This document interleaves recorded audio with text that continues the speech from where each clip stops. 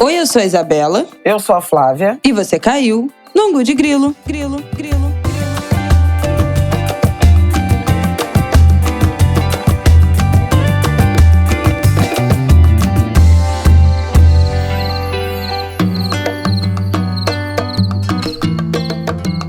Oi, gente! Mais um Angu de Grilo no ar. Boa terça-feira pra você que está aqui me ouvindo Flávia Ol. Boa semana, Flávia Ol. Tudo bem com você? Tudo bem. Verão acabando, né? Outono chegando. Nossa, aquele papo de elevador. Que maravilha. Não, tudo bem. Eu tô cansada do fim de semana, que foi intenso. Maratona? Até muqueca que eu fiz, maratona minha gente, contigo. Nesse domingo. Pois é. Fim de semana agitado e vamos para esse Angu de Grilo 178.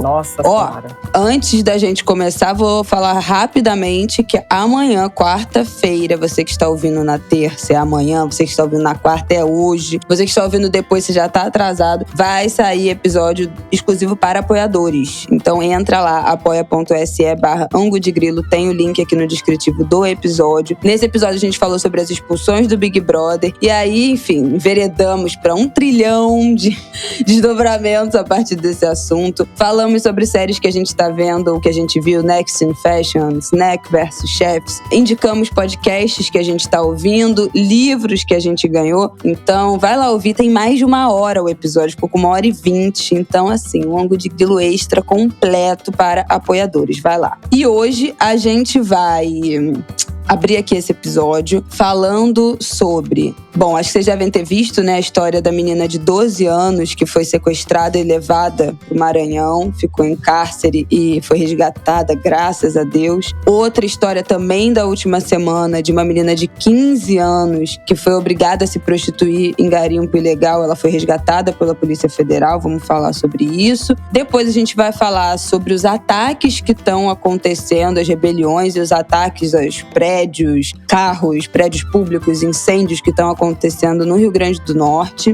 desde a semana passada. E por último, vamos de um pouco de política internacional. O bicho tá pegando também lá na França. Macron assinou um decreto um tanto quanto autoritário, passando a tal da reforma da Previdência, que aumenta a idade de aposentadoria de 62 para 64 anos. E os franceses, como de praxe, estão botando fogo em tudo. Então, vamos falar sobre isso. Bora! Bom, vamos abrir aqui essa história dessa menina de 12 anos. Eu acho que todo mundo viu na última semana, né? Uma menina de 12 anos que foi aliciada pelo TikTok.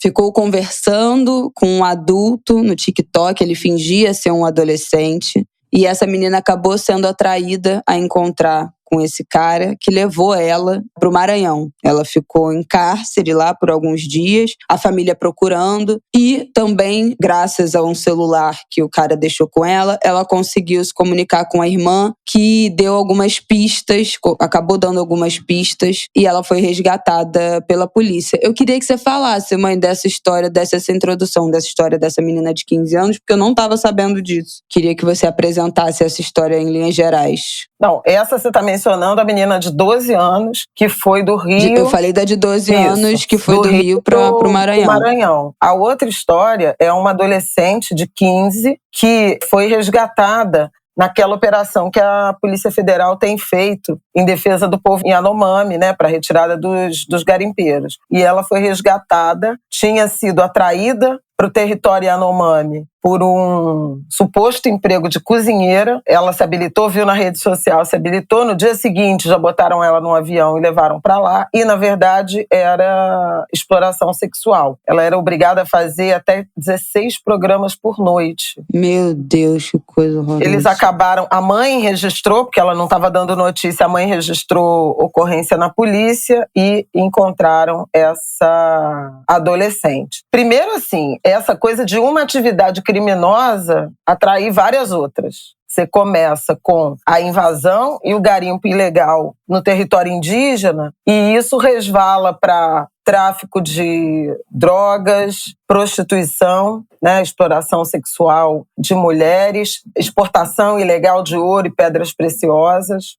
né, as operações todas de lavagem. Mas eu quis juntar o caso dessas duas adolescentes porque as estatísticas são alarmantes em relação à violência sexual contra meninas e adolescentes. Eu até mandei aí para você o dado do Anuário Brasileiro de Segurança Pública do ano passado, né, que o Fórum Brasileiro de Segurança Pública publica, e a gente vê que 19% das vítimas de estupro e estupro de vulneráveis têm de 5 a 9 anos, 31,7% têm de 10 a 13 e 16% têm de 14 a 17.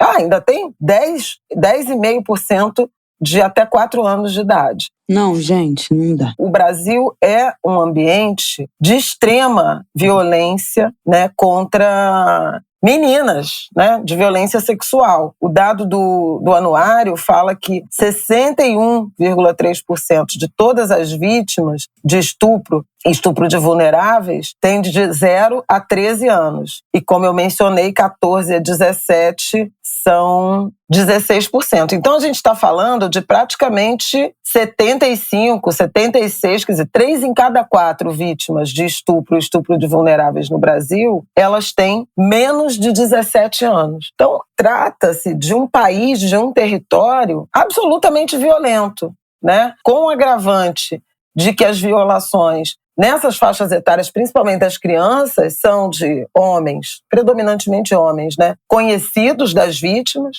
acontecem muitas vezes em ambiente doméstico, a gente sabe disso. E a pandemia ainda agravou, em alguma medida, isso por conta do período de isolamento, né, de suspensão das aulas regulares em que as meninas ficaram em casa, porque a escola é um ambiente em que é possível identificar, né, por mudança de comportamento, às vezes comentam com alguma colega, alguma amiga, própria professora ou equipe de orientação educacional acaba, muitas vezes, percebendo sinais e denunciando ao Conselho Tutelar. No caso específico dessas duas meninas, a menina do Rio e a menina lá de Roraima, é importante chamar a atenção para o papel da rede social, né?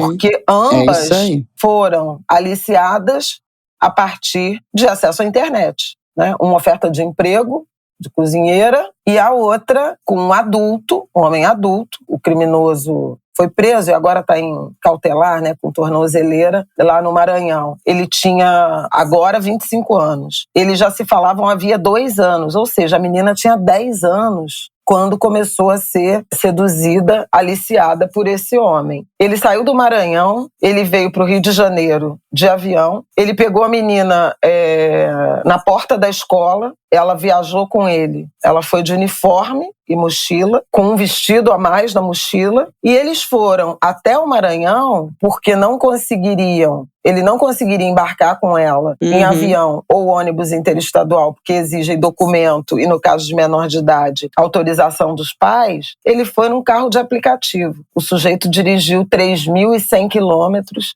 que é a distância. Eles levaram 2 ou 3 dias até lá. E o que é mais impressionante é que, assim, primeiro, esse motorista de aplicativo, que ou é indiferente ou é cúmplice. Não, gente. E não dá, e não segundo, tem, não existe. Todo mundo, porque eles pararam em posto, eles pararam provavelmente em hotel. Mesmo sendo indiferente, é cúmplice. É proibido você fazer check-in no hotel com menor de idade, sem mostrar identidade, certidão de nascimento, sem ser os pais, e se não forem os pais, uma declaração dos pais de que você está autorizado a se hospedar no hotel. No Brasil existe essa lei exatamente por casos como esse. Então, assim, se se hospedou em hotel de beira da estrada, se se hospedou... Não interessa, a lei é para todos esses estabelecimentos. Então, também houve locais relapsos, se eles tiverem se hospedado, né, em hotéis, também teve esse problema. Pois é, e aí eu queria chamar a atenção para uma coisa que a gente já falou aqui, né, do Estatuto da Criança e do Adolescente, que a família é responsável o poder público é responsável, a sociedade é responsável. Então, não tem justificativa um motorista aceitar uma corrida de 3.000 quilômetros sem perguntar nada. A menina não tinha nenhuma semelhança física com o abusador. Aparentemente, ele não a estuprou, mas é considerado estupro porque ele beijou ela. E como ela tem menos de 14 anos, esse ato libidinoso é considerado estupro, né? Ela conseguiu ser resgatada.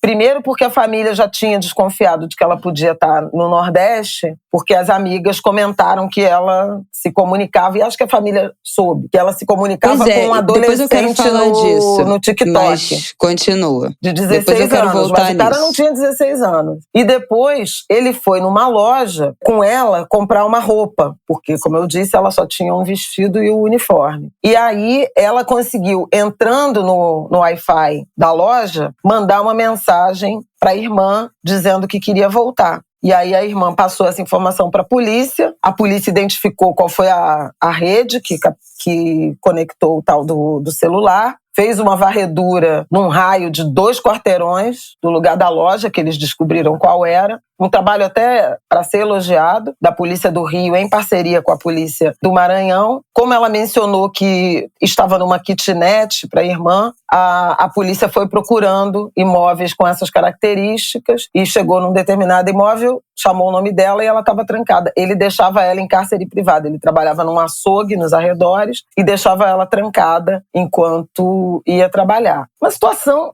absurda, né, que envolve uma cadeia de acontecimentos, né, desde a rede social até esse motorista, e quem mais tenha visto, né, testemunhado essa fuga, né, essa travessia por um território imenso, né, inacreditável, sem ter tomado nenhum tipo de providência. O que me preocupou também, adicionalmente, é que, aparentemente, o Brasil conseguiu uma solução para evitar esse tipo de crime, pensando no transporte público coletivo. Tanto o ônibus interestadual quanto o transporte aéreo, ele exige, né, documentação ou autorização. E isso é verdade, a gente viaja com criança, né? Uhum. Isabela tem, inclusive, dificuldade de fazer check-in, por exemplo, em avião pela internet, né? Porque é menor de 2 anos. Porque é menor e tal. Quando era, né, Marte? Então, isso é uma coisa. A outra coisa é que um modelo de transporte que se populariza, que é o transporte público individual, que inclui os táxis e os carros de aplicativo, e essas plataformas de aplicativo não têm política de orientação sobre isso. Eu investiguei as 2 maiores, né, as 2 mais importantes, e tem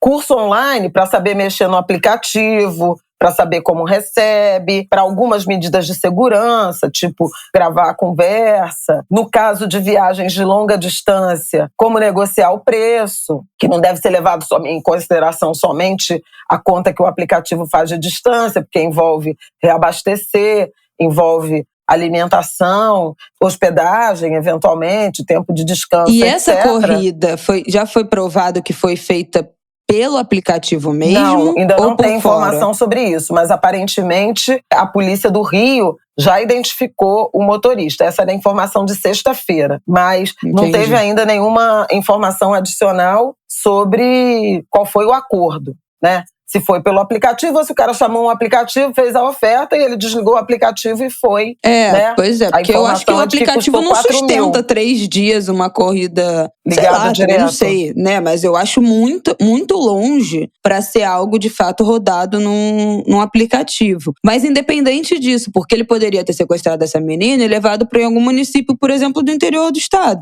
Algum outro município, que ainda que fosse a 1h30 de distância, como é uma corrida viável no aplicativo, né? Sei lá, às vezes dentro do mesmo município você pega um trânsito, você tem corrida de 1h30, 2 horas. Então, isso sem trânsito é uma distância de 200 quilômetros. Isso é longe o suficiente para você tirar alguém de um círculo, tirar uma criança, uma adolescente da sua zona de conhecimento, né? De um lugar que ela conheça, de um lugar que ela domine, que faça algum sentido na rotina dela, e aprisionar essa pessoa por o quanto tempo for possível. Então ele não precisaria ter levado ela pro Maranhão, né? Para isso ser um sequestro bem sucedido. Ele poderia ter ido com ela 100 quilômetros pro bairro do lado, sabe assim? E de fato não ter nenhuma medida para nem rastrear e nem restringir que uma menina uniformizada, uma criança uniformizada, entre num carro com um adulto de 25 anos e atravesse metade do país. Então, assim, é óbvio que esse motorista falou, ele foi indiferente ou ele foi cúmplice. Não tem como ser indiferente. Se ele ficou 3 dias com essas pessoas, ele ouviu essa conversa. Ele viu que essas pessoas não tinham qualquer intimidade, qualquer parentesco. Isso não existe. Porque, assim, ainda que fosse um irmão mais velho com uma irmã, você consegue perceber em 3 dias, convivendo, dirigindo com essas pessoas atrás, que existe alguma relação ali. Não,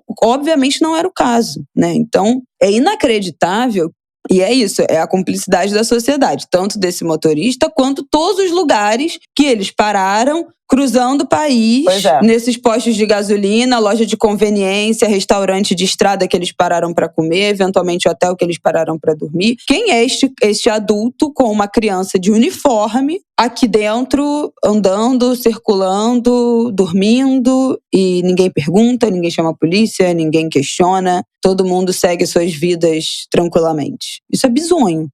Pois é, e aí eu pensei nisso, quer dizer, o cara parou num posto, não dá pra... Chama a polícia, diz com 190, né? Tô achando estranho aqui essa história, né? Não vai interrogar o cara, podia estar com medo do cara estar armado, sei lá o quê. Mas assim, chama a polícia, chama alguém, né? Tira a menina do carro, faz alguma pergunta pra ela. Enfim, tinha várias possibilidades que não foram acessadas e ela ficou praticamente uma semana longe de casa, sob os olhos cúmplices indiferentes de uma sociedade que não está nem aí. E aí, por isso que eu fui procurar as estatísticas de violência. E aí está tudo explicado. As pessoas não estão nem aí. Meninas e adolescentes brasileiras são as maiores vítimas. 3 em cada 4 vítimas de violência sexual.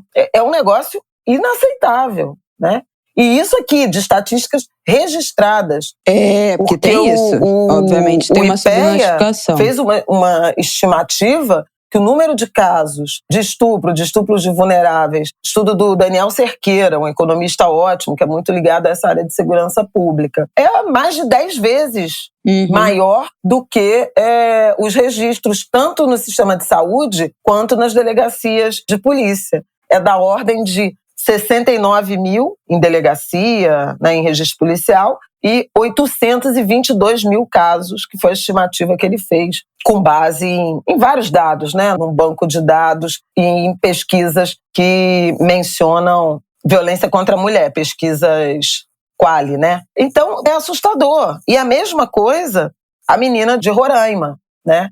Ela, numa rede social, viu um emprego de cozinheira no garimpo, que ela ganharia R$5.800, ela vai para esse emprego e chega lá. Estava sendo prostituída juntamente com outras mulheres. Ela conseguiu fugir com um barqueiro e foi resgatada pela polícia. Então, também isso, né? Como é que se naturaliza? E a Isabela tem a experiência da viagem para Marajó. Eu queria falar isso. Né? Que envolve também essa teia, né?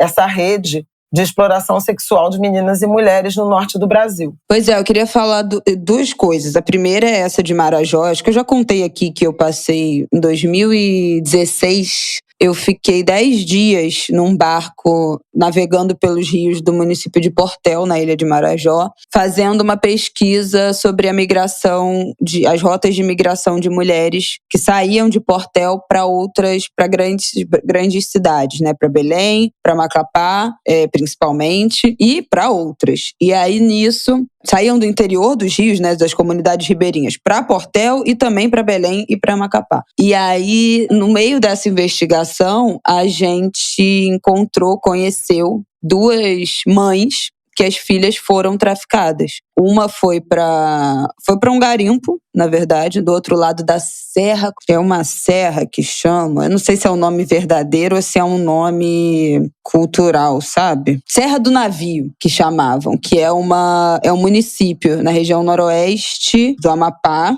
que já viveu seus tempos altos. Tô vendo aqui, tá? No site do IPHAN.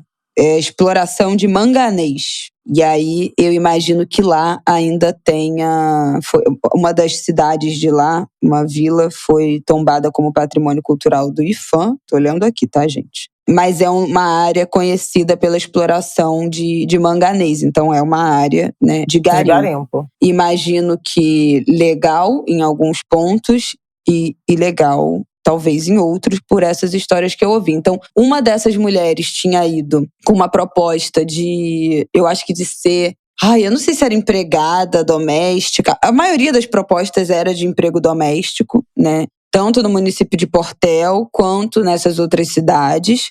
E meninas muito novas, né? Como a gente sabe que acontece. E aí essa menina foi para a Serra do Navio.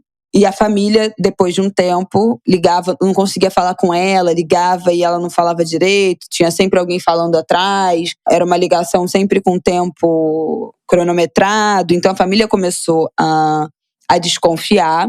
E no fim das contas, essa mulher foi comprada por um garimpeiro. Foi comprada por um garimpeiro. E aí vivia casada com ele. Teve outro caso que a gente conheceu de uma mulher que foi parar na Guiana Francesa, também proposta de emprego doméstico, e acabou na prostituição e conseguiu sair, acabou casando com um cara. E já tinha até voltado para visitar a família e tal, mas também um contexto de que o cara era um cara que foi cliente dela e que tirou ela dessa vida. E outro caso que se tornou um caso muito famoso, que a mãe dessa menina que a gente conheceu, a Daniela, participou até de audiência na Câmara dos Deputados. Se eu achar essa audiência, eu boto aqui para vocês na sinopse do episódio. Que ela foi para Espanha. E esse caso, a mãe, a gente conversou com por acaso, gente, a gente começou a entrevistar a mãe e ela contou essa história. E ela desconfiou assistindo Salve Jorge, que era uma novela sobre tráfico de mulheres. E essas duas famílias que a gente conversou, dessas meninas, eu falei 3 coisas aqui, né? Mas duas a gente conheceu as mães. Falaram que desconfiaram assistindo a novela. Porque a novela era exatamente isso, né? Uma proposta de emprego e que era, na verdade, tráfico de mulheres lá pra Turquia, se eu não me engano. E essas duas pessoas assistindo a novela desconfiaram, foram investigar, já foram na polícia e, de fato, descobriram que as filhas tinham sido traficadas. A Daniela, que é essa mulher que virou esse caso, né, famoso, que a mãe já foi nessa audiência pública sobre isso, nessa época, acho que ainda era na época da novela, ou logo depois da novela, ela nunca se recuperou, assim, emocionalmente, psicologicamente, de tudo que ela viveu na Espanha, como uma mulher traficada. E isso é muito comum, isso é absolutamente comum. E a história é essa, passa a balsa, oferecendo emprego, sobe todo mundo e acabou, e some, né? E some. E essas eram mulheres que conseguiram de algum jeito sair, que conseguiram voltar, que conseguiram se comunicar depois com a família. Quantas outras não sumiram, não foram mortas, não estão até hoje, né, em cárcere? Quantas vezes isso já não se repetiu? E também era uma história famosa lá no Marajó, dos barqueiros. Fazer mercado em comunidades ribeirinhas, né, no interior dos rios, é uma balsa que passa vendendo coisas. E aí tem os barqueiros que trocam estupro, né, de adolescentes por comida. Então as meninas sobem balseiros, na verdade. As meninas sobem nas balsas, são estupradas, né, e aí ganham, né? E em troca, os caras dão comida. Então, assim, isso, as pessoas falam assim, como uma coisa mais banal do mundo. É uma coisa tenebrosa, fora os outros casos que a gente viu que eu conheci, de mãe falando que era ameaçada de morte porque pegou o marido abusando da filha e denunciou e saiu fugida. De família que todo mundo que a gente passava pelo barco e falava, esse cara aqui, ele tem uma criança nessa casa que é uma criança com deficiência porque é do pai que estuprou a filha. Sim, todo mundo sabe. Todo mundo sabe. E é uma ausência total, né, do Estado. Comportamento muito comum que a gente também viu em mais, porque a gente fazia, as perguntas que a gente fazia era: você conhece alguma mulher que já saiu daqui dos rios e foi para as grandes cidades? Já. Por quê? E aí começava, né? E aí vinham as histórias mais escabrosas. A gente encontrou uma menina de 12 anos grávida, que a família ameaçou, o cara era maior de idade, a família ameaçou denunciar, mas como o cara casou com a menina, né, se amigou com a menina, aí tudo bem, porque aí assumiu. Então, assim, é uma ausência completa, um abandono completo do poder público a essas comunidades, a essas meninas, infelizmente. Né? O acesso é muito precário a essa proteção, né? Do Estatuto da Criança e do Adolescente, de uma qualidade de vida que façam com que essas meninas não aceitem essas propostas falsas de emprego, porque é óbvio que aceitam porque precisam. Tem 1 trilhão de questões. No interior dos rios não tem escola, só tem escola até o ensino fundamental, até a 4ª série. Para você estudar além disso, você tem que ir até... Isso em 2016, tá, gente, que eu tô falando. Quando eu fui lá. Depois disso, não posso dizer, mas assim, só tinha escola até a 4ª série. Para você estudar mais do que isso, você tem que ir até Portel. Se você mora na beira, no começo de um dos rios, tudo bem, é 1 hora de barco. Mas tem lugar do Rio que são 15 horas de barco até a cidade. E a gente sabe que o acesso à escola, a gente já falou disso aqui quando estava aquela pauta de homeschooling. A escola não é um lugar só de aprender as matérias e passar no vestibular. É o lugar em que os professores conseguem ter atenção a essas crianças. Entender se essas crianças estão sendo alimentadas, se elas estão sendo abusadas. É um local também de vigilância. É um lugar para essas crianças e adolescentes entenderem o que é violação. O que não pode fazer com o seu corpo. Quais situações você não pode se submeter. E é por isso que a educação sexual, não só na família, mas na escola, é extremamente importante. E essa pauta está sendo cooptada pelos conservadores, pela direita, e isso serve pela extrema-direita, e isso serve aos abusadores, né? A quem interessa não falar sobre isso? Os abusadores, os estupradores, né? Então, assim, e aí eu puxo para outra coisa que é essa história da rede social, para fechar esse bloco, que essa menina estava no TikTok, né? Ela foi aliciada, ela foi enganada pela rede social. Ela não teria idade para estar nessa rede social, né? Porque as redes sociais têm idade mínima e que eu saiba aqui no Brasil essa idade mínima é 13 anos, mas a gente sabe que as crianças têm acesso a isso muito antes. É uma lógica muito complicada. Eu queria virar para vocês e falar assim, criança não pode ter rede social, criança não pode ter celular, só vai ter rede social quando adolescente. Agora que eu sou mãe, isso para mim é um assunto desesperador. Mas o fato é, criança que não tem, pré-adolescente que não tem celular, que não tem acesso à rede social, fica apartado da sociabilidade desses tempos. Seria o equivalente a uma criança de 20 anos atrás não poder brincar na rua, não poder entrar não poder encontrar com as amigas, não poder ligar de telefone fixo, né, como eu fazia quando era criança, não poder ligar para as amigas, não poder mandar SMS, que na minha época não tinha ainda, né, rede social desse jeito. Então, assim, você exclui do convívio social, porque a sociabilidade hoje em dia é você ver as mesmas coisas na internet, é você se falar pelo WhatsApp. Então, assim, especialmente nesses anos de pandemia. Minha irmã, por exemplo, eu tenho uma irmã de 11 anos, a minha irmã não tinha celular até a pandemia. Ela usava o celular do meu pai para falar com as amigas. Mas com a pandemia, meu pai teve que usar mais o celular dele para trabalhar, né, de casa. E a minha irmã não tinha celular e ficava completamente isolada. Sem contato, isolada. Não tinha contato com as amigas. Então, começou a deprimir, né? Porque esse isolamento, se pra gente foi brutal e a gente estava o tempo todo se falando com a família, ligando de vídeo, falando com os amigos nos grupos, imagina para uma criança, né, que tem uma vida social por horas na escola, encontra muito mais os amigos do que nós, adultos, está muito mais inserida nesse convívio, com as suas amizades, com os seus laços de relacionamento do que nós, e imediatamente isso é cortado e não tem nem mais nenhuma relação. Então, na pandemia, infelizmente, as telas e os celulares foram uma válvula de escape para a socialização, a sociabilidade das crianças. E aí tem questões que são nós adultos. E coloco a minha geração, inclusive. Nós não fomos educados para fazer um uso adequado nas redes sociais e muito menos para ensinar um uso adequado nas redes sociais ou monitorar esse uso das crianças. A gente não consegue entender. Eu sou da última geração que cresceu sem internet.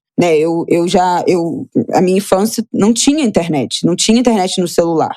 Tinha internet no computador, tinha o site da Mônica, tinha depois, sei lá, o site do joguinhos de computador, mas eu sou da geração que ainda pegou não tinha celular com internet na minha infância, no início da minha adolescência também não tinha. A gente é a última geração.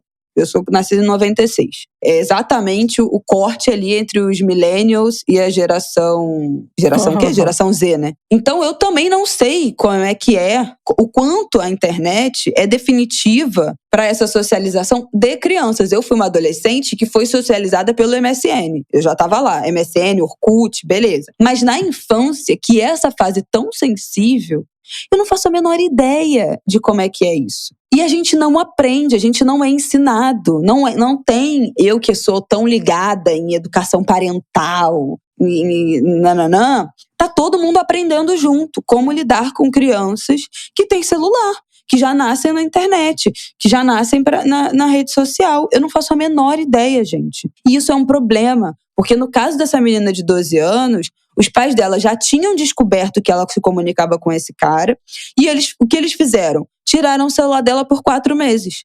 Ela ficou absolutamente deprimida e eles devolveram o celular. E aí essa merda se deu. Pois é. Não então, conseguiram assim, proteger, mesmo sabendo, a gente né? não sabe. A gente não sabe. Porque, assim, a gente sabe que castigo, eu não sei se todo mundo concorda, mas, assim, dentro do que eu acredito de parentalidade, do que eu já estudei como mãe, do que eu quero adotar, castigo não funciona. Não funciona. Você retirar o celular, você tirar o computador, você tirar a televisão, não funciona. Eu, como criança de outra geração, que já fiquei sem celular, que já fiquei sem televisão, que já fiquei sem computador, eu sei que não funciona, né?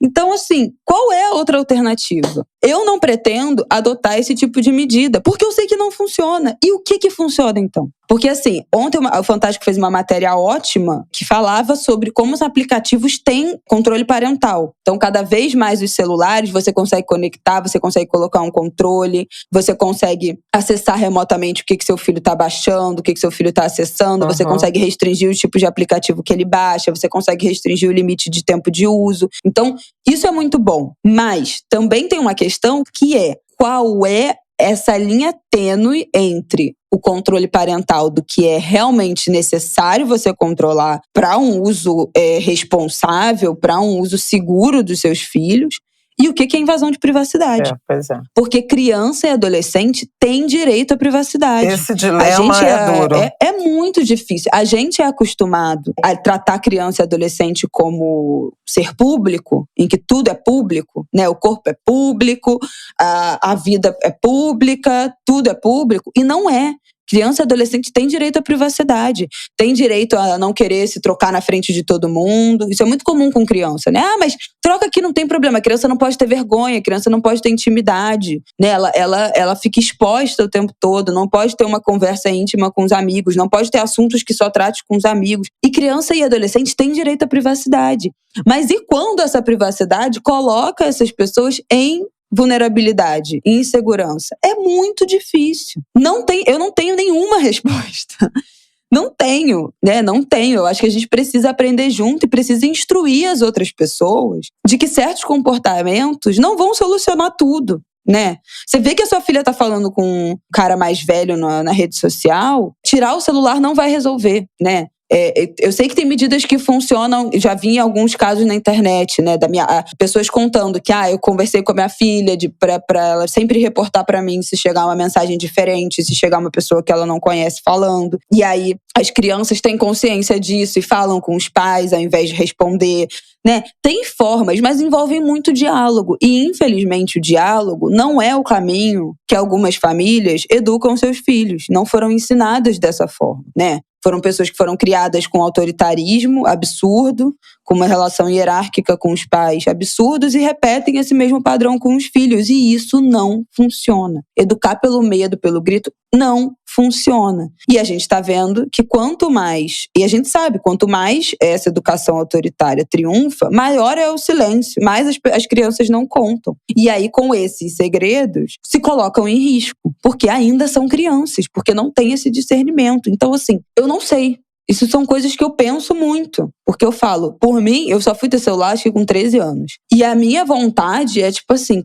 eu não quero que meu filho tenha celular nunca. Eu quero que ele seja completamente low profile. Eu não quero que ele acesse nada disso, porque eu sei o quanto é perigoso, não só nesses casos, mas o quanto isso leva as crianças a comportamentos abusivos de consumo. Como é que aliena completamente. Mesmo, bullying, né?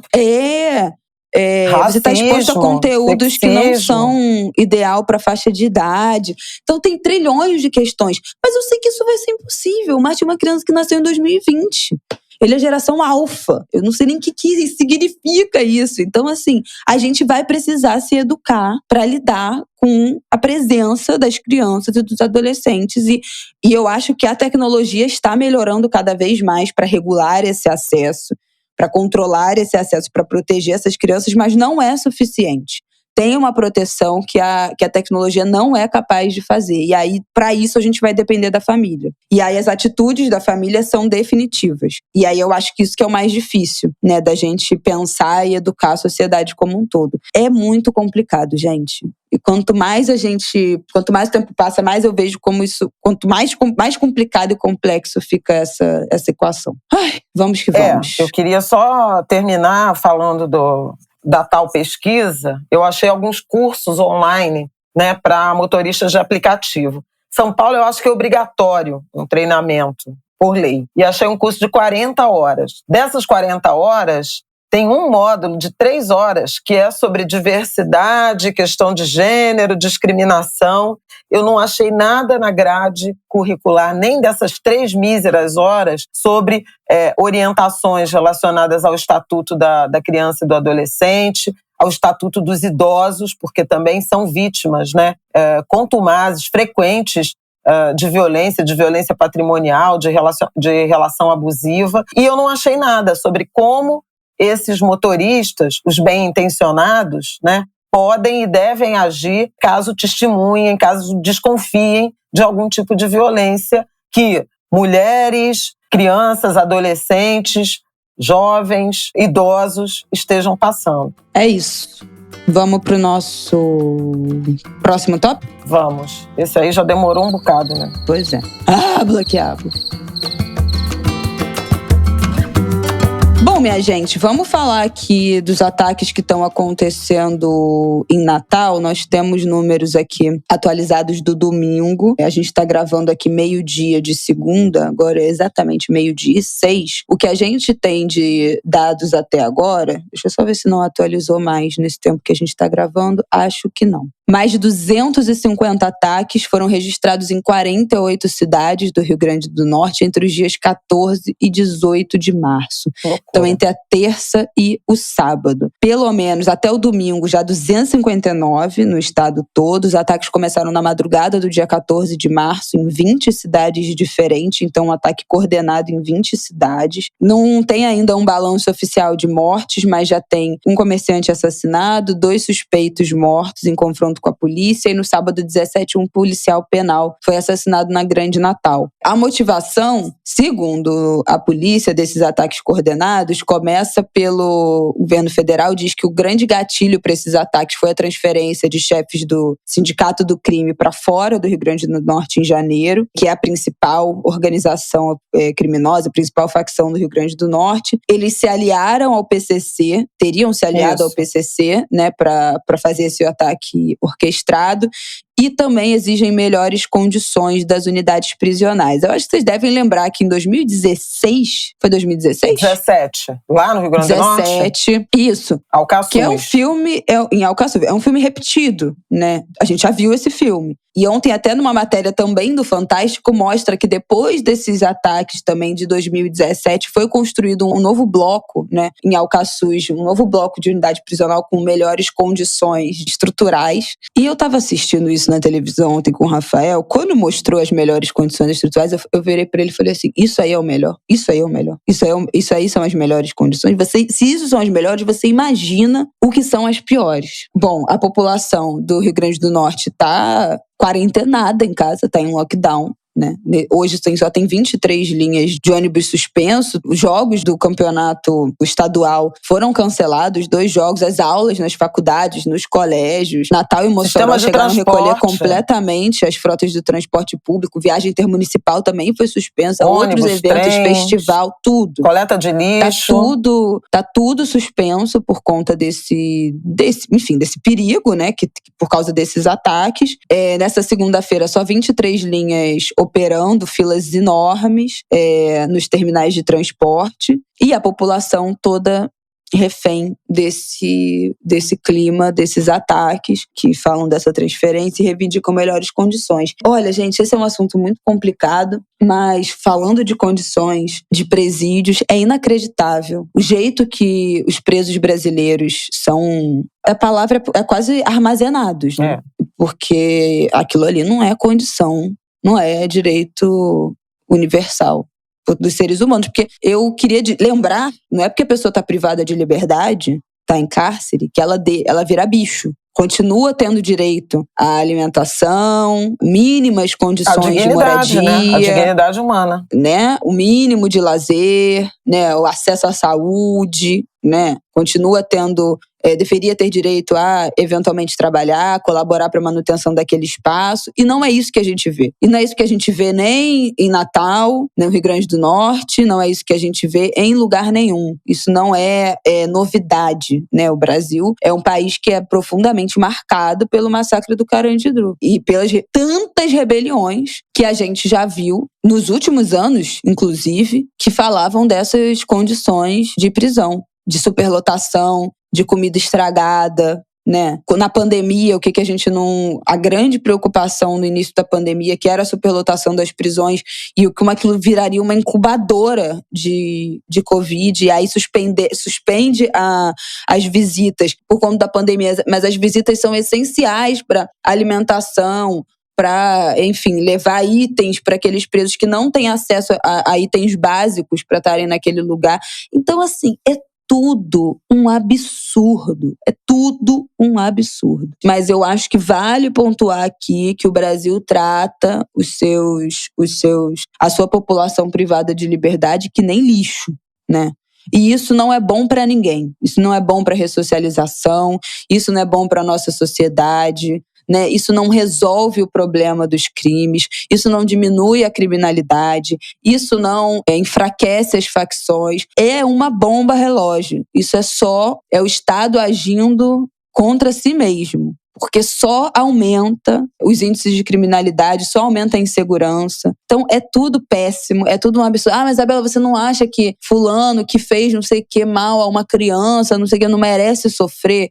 Gente, que antes o sistema prisional brasileiro fosse só gente que matou alguém, estuprou alguém. Não é. A gente sabe que o sistema penal, o sistema carcerário brasileiro é uma máquina de moer gente preta e pobre, especialmente por causa do tráfico de drogas. Esse que a gente falou outro dia, que não tem nem especificado o quanto é tráfico, o quanto é uso próprio. A gente não falou outro dia aqui da filtragem racial, que está sendo debatida no STF. É uma máquina de moer gente. E gente preta e gente pobre. Então, assim, a gente ainda vive num país em que pena de morte não é, espero que continue vivendo, né? Não é um recurso constitucional. Então não pode tratar a gente desse jeito. Mesmo gente que está em cárcere. E as condições são realmente horrorosas. O que, obviamente, não justifica 260 ataques em 48 cidades de um estado brasileiro. Mas é difícil. Eu queria tratar desse ponto, primeiro, lembrando que, de fato, esse é um problema histórico, né, do Brasil, essa questão dos presídios, do sistema carcerário como depósitos de gente, né, que cometeu crimes de variadas gravidades. É importante também chamar a atenção para o fato de que 40% da população carcerária não foi julgada, né, e além dos maus tratos, do ponto de vista de alimentação, de abrigo, né? Quase todas superlotadas, né? Com um número de presos maior que a capacidade máxima, o que significa que as pessoas ficam em pé, dormem no chão, não têm condições adequadas de higiene. Tudo isso que a gente sabe, o sistema carcerário também é uma escola de formação de criminosos. né? Inclusive por uma lógica de, por exemplo, agrupamentos a partir de territórios e facções que dominam esses territórios. Ainda que as pessoas tenham cometido infrações que não se relacionam com o crime organizado propriamente. Então você acaba vinculando indivíduos a facções criminosas e, com isso, estimulando o fortalecimento dessas organizações. Quer dizer, é tudo errado. Uma esquerda que não foi capaz de apresentar soluções para a área de segurança pública e para o sistema carcerário, e uma direita que apresenta como solução o extermínio, o punitivismo, o endurecimento de penas e a tortura como método, né? Então, isso não pode dar bom. A gente precisa lembrar que fez 30 anos, né, do massacre do Carandiru, e o PCC nasceu do massacre do Carandiru. A partir daquela brutalidade, das seguidas violações, surge um movimento de criminosos que querem, digamos assim, reivindicar melhores condições no sistema carcerário de São Paulo e proteção para quem, em alguma medida, se vincula a essa facção, a esse grupo. Dali, ele transborda para o varejo e começa a garantir proteção e redução de homicídios na periferia de São Paulo, e depois transborda para o atacado com o tráfico internacional de drogas. Isso está muito bem documentado, retratado, numa série documental que eu recomendo demais, que é PCC, do Joelzito. A gente até já falou dela no Angu e entrevistou o Joelzito. Já falamos aqui no Angu de Grilo. É boa demais. Deixa eu até achar qual foi o episódio que a gente falou, porque falamos longamente sobre a série. Vale a pena assistir a série. A gente entrevistou, né? O Joelzito respondeu algumas perguntas, deu algumas declarações pra gente aqui no Angu. E tem o livro do Bruno Paz Manso, que eu acho que chama PCC também, né? O Angu de Grilo que a gente falou com o Joelzito sobre a série foi o 139. Vale super a pena ouvir esse episódio. Aliás, um episódio que a gente abre falando do desaparecimento do Bruno e do Dom, depois sobre os dados da insegurança, novos dados da insegurança alimentar, e por fim entrevistamos o Joelzito sobre a série PCC Poder Secreto, que está na HBO Max, um episódio completo. O livro chama A Guerra, a Ascensão do PCC e o Mundo do Crime no Brasil, é do Bruno Paz Manso e da Camila Nunes Dias, e a série do Joelzito é baseada em um outro livro sobre o PCC, que eu vou tentar aqui achar, que eu acho que vale a pena Laços também. de Sangue? Não. Irmãos, uma história do PCC. Do Isso. sociólogo Gabriel Feltran. É super interessante. A série, os livros, eu acho que eles ajudam muito a gente compreender essa gênese, esse comando, né, do crime organizado a partir do sistema carcerário. Aliás, recentemente houve uma intervenção que eles chamam de salve, determinando o fim das brigas de torcidas de futebol em São Paulo, né? E, coincidência ou não, a polícia até está investigando isso, se partiu realmente uma ordem de facção criminosa, mas, coincidência ou não, houve, no último mês, uma redução ou uma suspensão nessa violência de torcidas organizadas, coisa que no Rio de Janeiro se agravou a partir de algumas ações equivocadas da Polícia Militar. Mas esse é outro assunto. Eu quero voltar aos ataques no Rio Grande do Norte, porque a partir, inclusive, desse movimento que eu mencionei, de uma organização criminosa que nasce a partir de uma brutalidade do sistema carcerário, que vai para o varejo, que vai para o atacado, ela também se expande pelo país,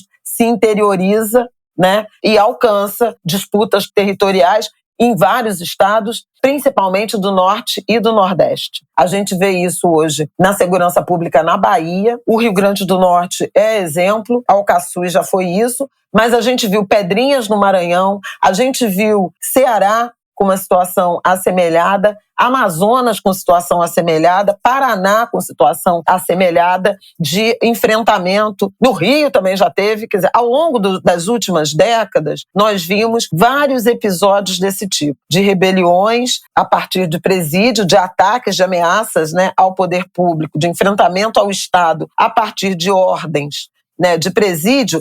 E aí você precisa, pensar nessa lógica de uma política carcerária de violação habitual, né? Que não ressocializa ninguém. Essa seria a meta, né? O objetivo, a missão do sistema carcerário. De outro, uma incapacidade também do poder público de controlar o comando de organizações criminosas que se mantêm atuantes de dentro do presídio. Então, com entrada de celular, com comunicação via advogados, familiares e tudo mais. Inclusive, o caso de violações do Rio Grande do Norte, que é alvo de vários relatórios, né? Tem um relatório importante que foi divulgado ou se tornou público, né, de forma mais intensa na semana passada, falando de tortura, falando de preso que é com tuberculose, que é colocado em cela para contaminar outros, falando de não ter energia elétrica, só a luz do corredor, para os presos não carregarem os celulares a que eles têm acesso. Quer dizer, é uma loucura tão grande que um sistema incapaz de impedir a entrada de celular no presídio, ele corta a energia elétrica para não poder carregar o celular a que os presos têm acesso. Quer dizer, é um sistema incompetente, ineficiente e corrupto, obviamente. E aí, por fim, quer dizer, esse momento, essa crise específica do Rio Grande do Norte, ela alcança esse movimento contra a remoção de lideranças, mas também de violações persistente de direitos humanos. E ele tem conexões e comando fora do Rio Grande do Norte. Na Paraíba, foi morto num confronto com a polícia um foragido que estaria entre os líderes dessa rebelião, desses ataques, né, de terror no Rio Grande do Norte. E na Bahia, um preso que também foi apontado como líder foi removido para um presídio de segurança máxima. Então você vê, inclusive, conexões fora do estado de origem onde estão acontecendo os ataques. E aí, para completar essa minha reflexão, eu quero chamar a atenção para o papel do governo federal. Eu acho que nos últimos 20, 30 anos, nós não vimos à esquerda, nem à direita, nem ao centro, a participação do governo federal no enfrentamento a essa crise de segurança pública e a crise do sistema carcerário nos estados. As autoridades federais tenderam a manter um afastamento com base na atribuição dos governadores à questão da segurança pública. E na medida em que a gente viu essa interiorização, essa nacionalização, essa expansão das facções do crime organizado, seja do Rio, seja o Comando Vermelho do Rio, seja o PCC de São Paulo e outros, né, que se formaram, se aglutinaram nos estados brasileiros, do Norte e do Nordeste, a gente vê que sozinhos, os governadores, os estados não são capazes de dar conta. Inclusive porque o tráfico de drogas, ele é internacional, ele envolve fronteira,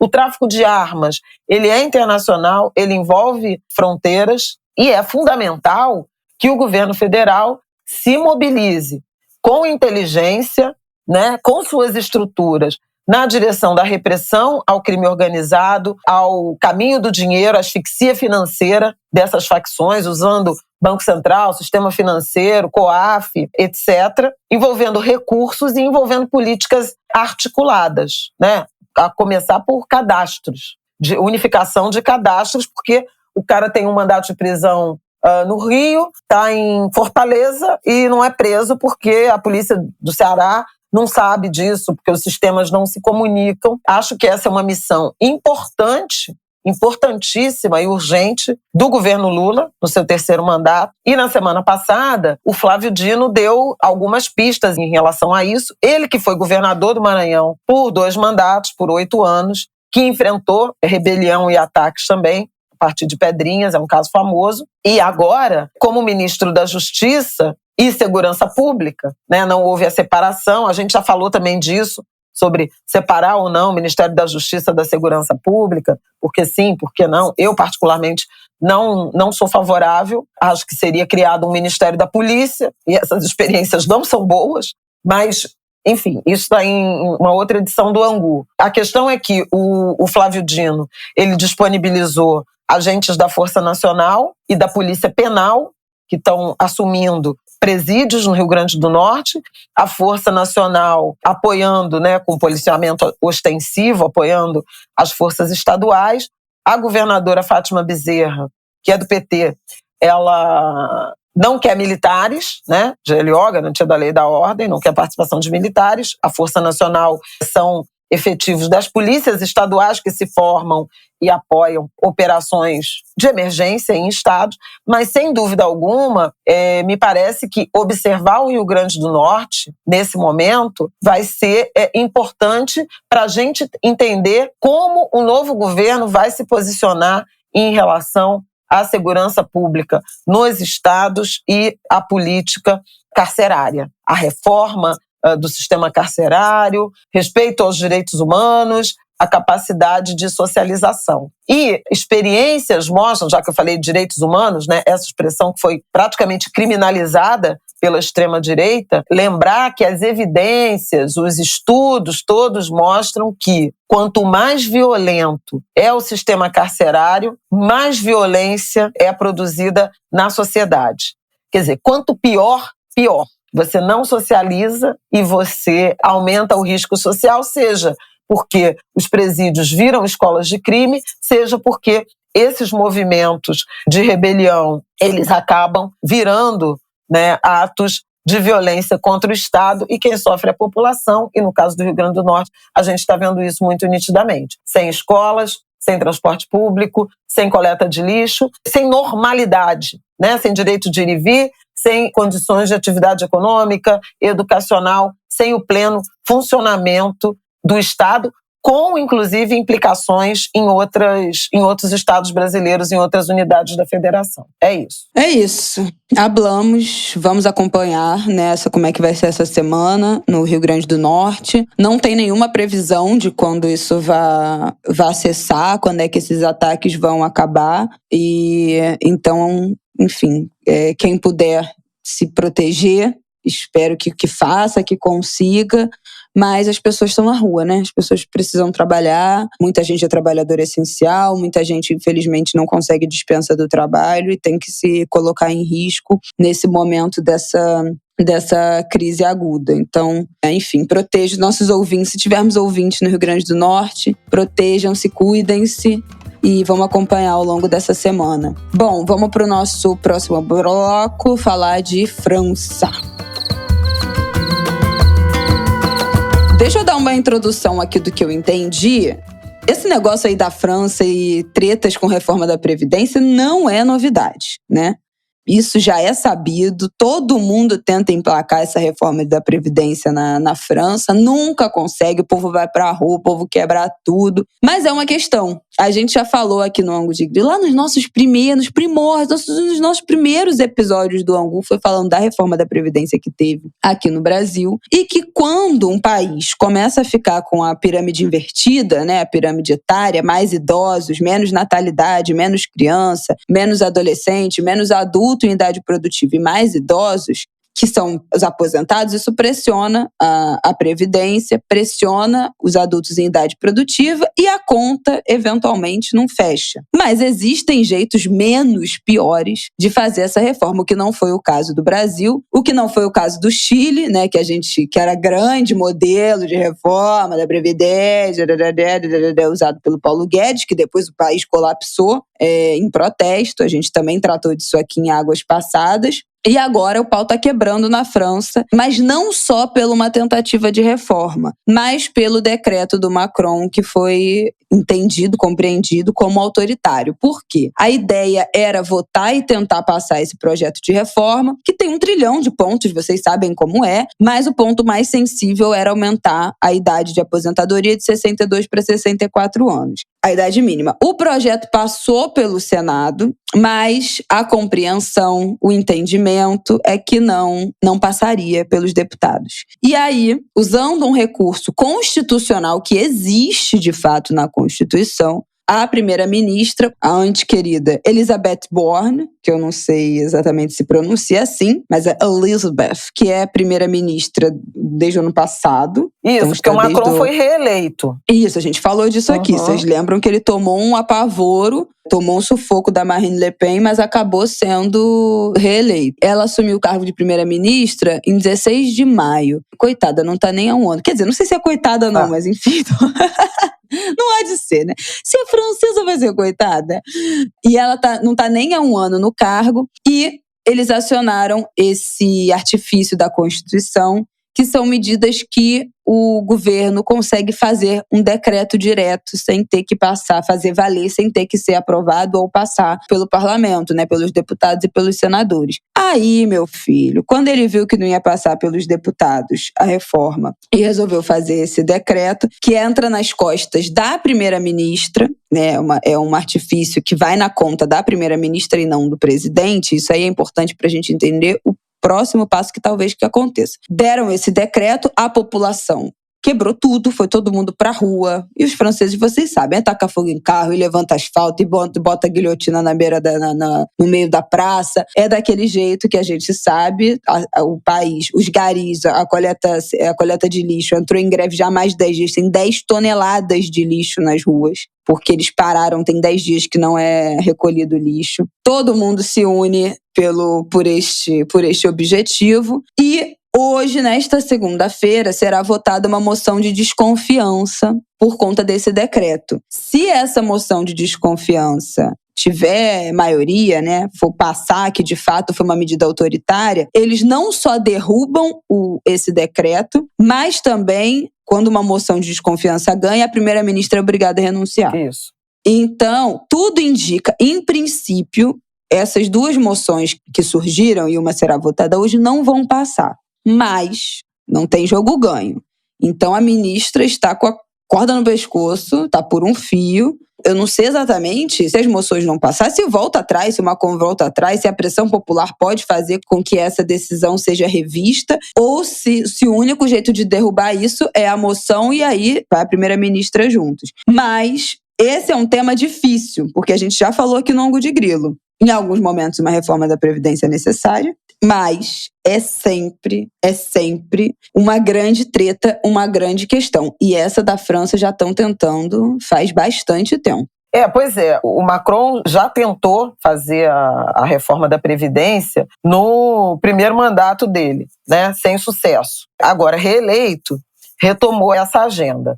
O que causa espanto é a forma antidemocrática, embora não inconstitucional, de tentar impor essa reforma, essa mudança, principalmente da idade de aposentadoria, mas também aumenta o tempo de contribuição, por óbvio, né? Você fica mais tempo trabalhando. O Brasil fez, vocês vão lembrar, a reforma da Previdência do Paulo Guedes e do Bolsonaro, que aumentou que destreza. Idade mínima para 62 anos para mulheres e para 65 entre homens, 30 anos de contribuição para mulheres, 35 anos de contribuição para homens, mínimo de contribuição 15 a 20 anos, aí com um benefício proporcional a partir da idade. Na França, a França tem uma questão. Primeiro que o mundo inteiro tem debatido esse tema da reforma da Previdência, justamente pelo fato de, graças a Deus, a população está envelhecendo, global, a esperança de vida tem aumentado e as pessoas se aposentam e ficam cada vez mais tempo recebendo dinheiro do Estado. Em alguns casos, passam mais tempo recebendo do que efetivamente contribuíram. Outro dia mesmo a gente falava do ex-diretor da Polícia Rodoviária Federal, que se aposentou, antecipou sua aposentadoria por conta dos envolvimentos que ele teve lá com o golpismo do Bolsonaro, aquelas blitz no Nordeste, no dia da eleição do segundo turno, vocês vão lembrar disso. Ele antecipou a aposentadoria para 25 anos, após 25 anos de contribuição, se aposentou aos 47 anos e muito provavelmente vai viver até os, pelo menos, mais 30 anos, né? Se tudo se mantiver de acordo com o que as tábuas de mortalidade indicam. Então é um cara que contribuiu por 25 e vai receber por aproximadamente 30 anos, pelo menos, a aposentadoria. O que mostra esse descasamento. É claro que tem várias questões envolvidas nisso. Quer dizer, primeiro, a própria diferença de gênero, por conta das atribuições familiares e do trabalho reprodutivo, né, que as mulheres, principalmente as mulheres, ou basicamente as mulheres fazem. Cuidam da casa, dos filhos, dos idosos. Trabalho reprodutivo é porque ele não é remunerado, você não ganha nada. E para se aposentar, você tem gente que acha que não devia ter diferença de idade, inclusive porque as mulheres ganham mais, mas as mulheres têm uma carga de trabalho a maior, né, trabalho não remunerado, e isso reduz a perspectiva e o tempo disponível para o trabalho remunerado fora de casa e ainda faz com que mulheres ganhem menos e, portanto, se aposentem com renda menor. Isso também está no centro, por exemplo, do debate sobre reforma da Previdência no Chile, que levou àquela pancadaria. Eu acho que tem angu que a gente fala disso, do Chile, de reforma da Previdência. Falamos! Lá no início, não vou ficar aqui falando. Mas, assim, isso é só para trazer por que o debate existe, é procedente e tem nuances, prós e contra. No caso da França, a Alemanha, por exemplo, ela já tem aposentadoria, idade mínima de 65 anos e 9 meses. O que significa que é um modelo que onera menos o Estado e, portanto, a Alemanha tem uma economia mais competitiva, com mais produtividade do que a França. A França fica para trás da Alemanha e eles estão no mesmo bloco. Na Alemanha já tem debate sobre aumentar a idade mínima para 70 anos. Gente. Por outro lado, você vai pensar assim...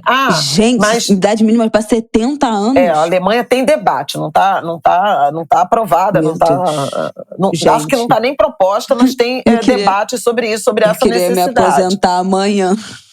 Mas assim, tem essas complicações. Agora, repara...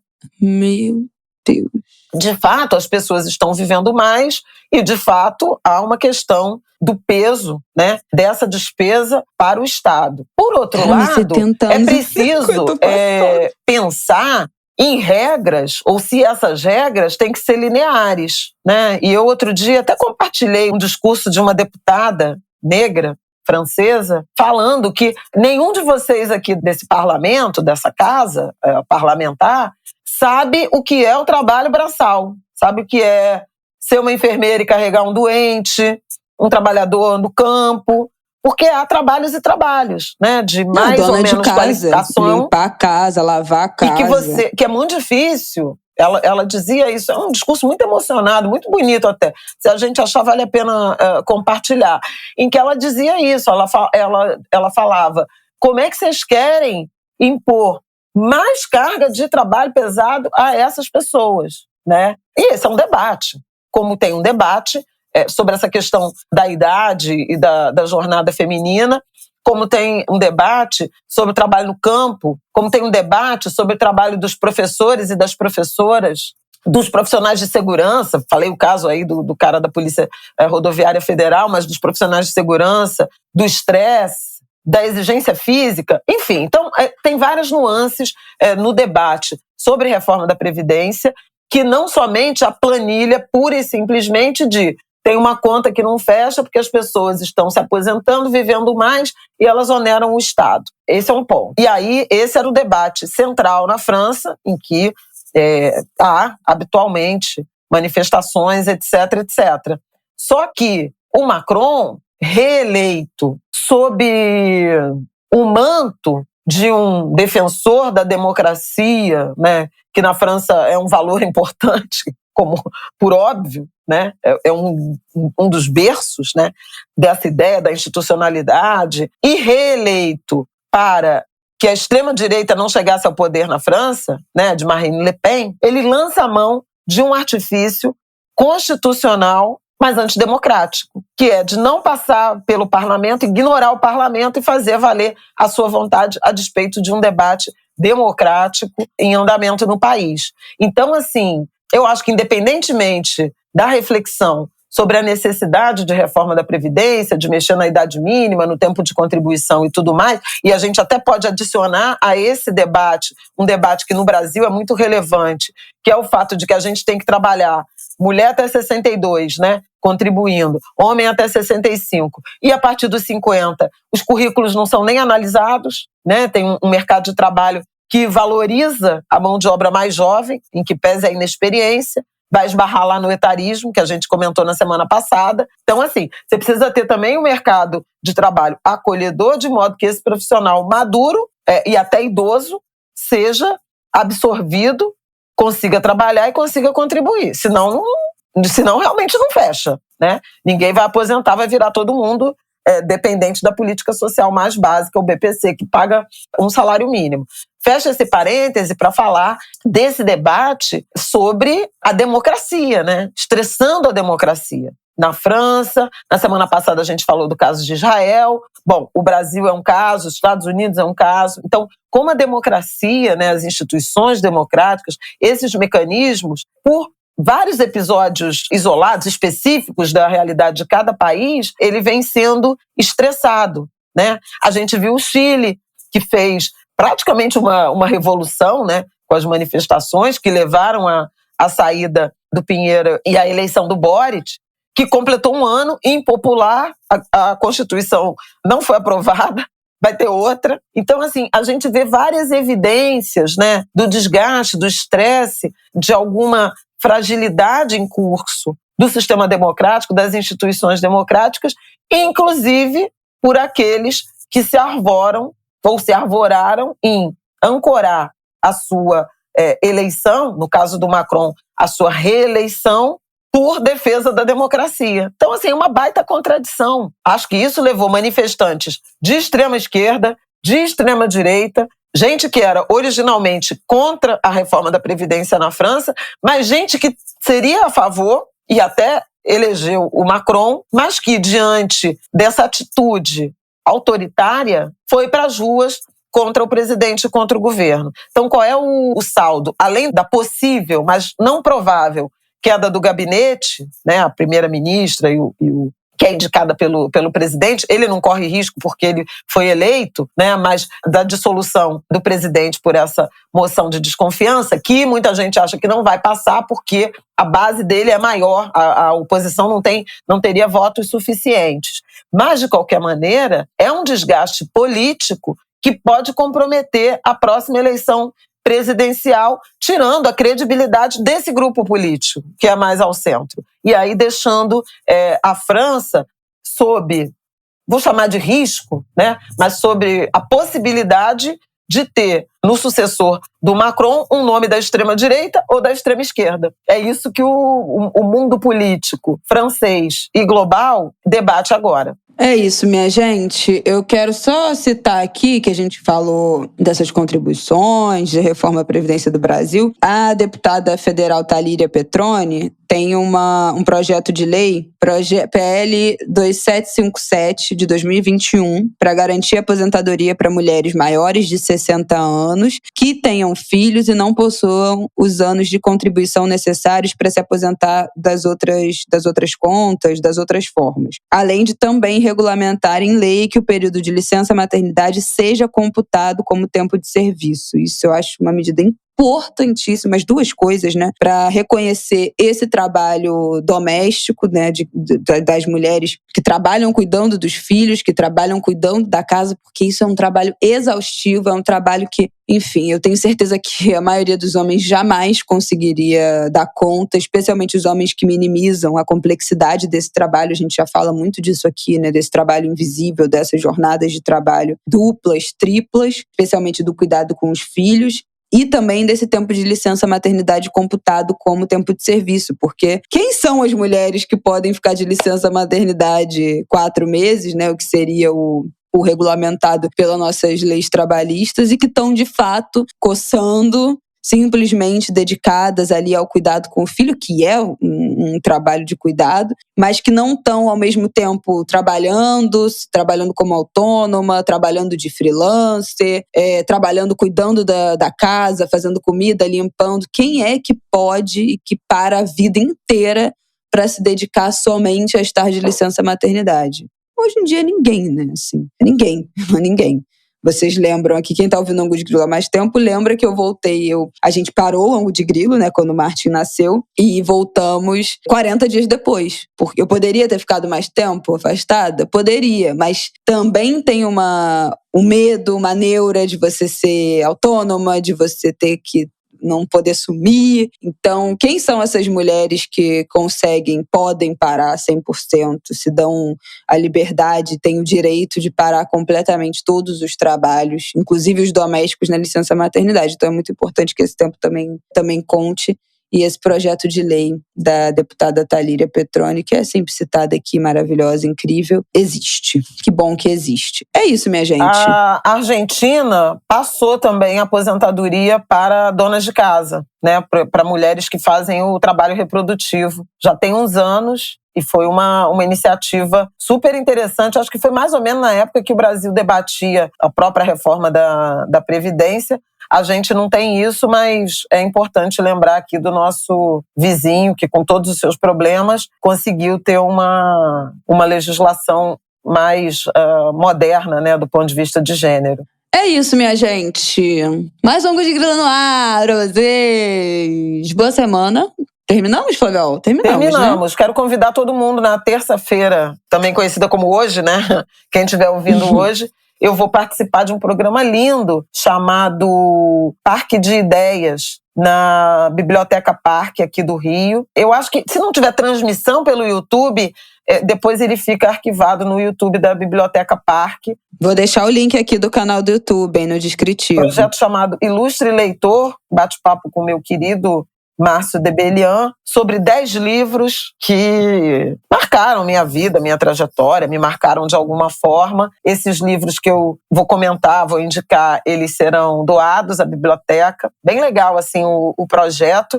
10 livros? Eu tô muito curiosa de saber quais são essa lista de 10 eu indiquei, livros. acho que 15, porque eu falei, eu tenho uma imensa dificuldade com lista. Aí, na hora, a gente vai decidir quais vão, porque tem algumas premissas que eu levei em conta, se vou não considerar. Olha só, eu quero só fazer... O Angu de Grilo já teve um episódio, Livros das Nossas Vidas. Eu acho que talvez tenha sido o nosso 2º ou 3º episódio da história. Eu vou até aqui, deixa eu até achar, porque se alguém quiser um spoiler aí dessa lista... Gente, eu nem sei tem se são aí, os mesmos. Episódio número 3 do Angu de Grilo. Então, os livros que transformaram a nossa vida. Tem noção? Hoje em dia eu já faria uma lista completamente diferente. Eu não era nem mãe nessa época. Tá aí, hein? Episódio para apoiadores do Angu de Grilo. Livros das nossas vidas. Muito bom. Já tem lá no perfil, eu acho que da biblioteca, do projeto, do Márcio Debelian, da Biblioteca Parque, as entrevistas que já rolaram. Ontem eu assisti da Conceição Evaristo, da Tereza Cristina. Super legais, um aprendizado assim incrível. Tomara que eu agregue desse jeito, viu? Então amanhã todo mundo convidado, é de graça, entrada franca, a partir das 6 da tarde, na Biblioteca Parque aqui do Rio de Janeiro, que fica ali na Presidente Vargas. Na Presidente Vargas, isso aí. E quem não for do Rio, não puder ir, vou deixar o link aqui do canal do YouTube pra gente assistir ou ao vivo ou depois. Mas é isso, Angulers. Um beijo pra vocês. Boa semana. Que vocês tenham uma excelente semana, um excelente final de semana. Março já chegando ao fim. Passou rápido, hein? Esse mês, hein? Do nada dia 20. Março, né? Ainda bem, né, querida? Março, eu tô voltando de férias. 20 dias. Que isso? Esse mês de volta de férias é dramático. E tirei férias num mês de 28 dias e volto num mês de 31 dias. Olha. Sofrido, Flavel. Meu povo, boa semana. Um beijo pra vocês. Até.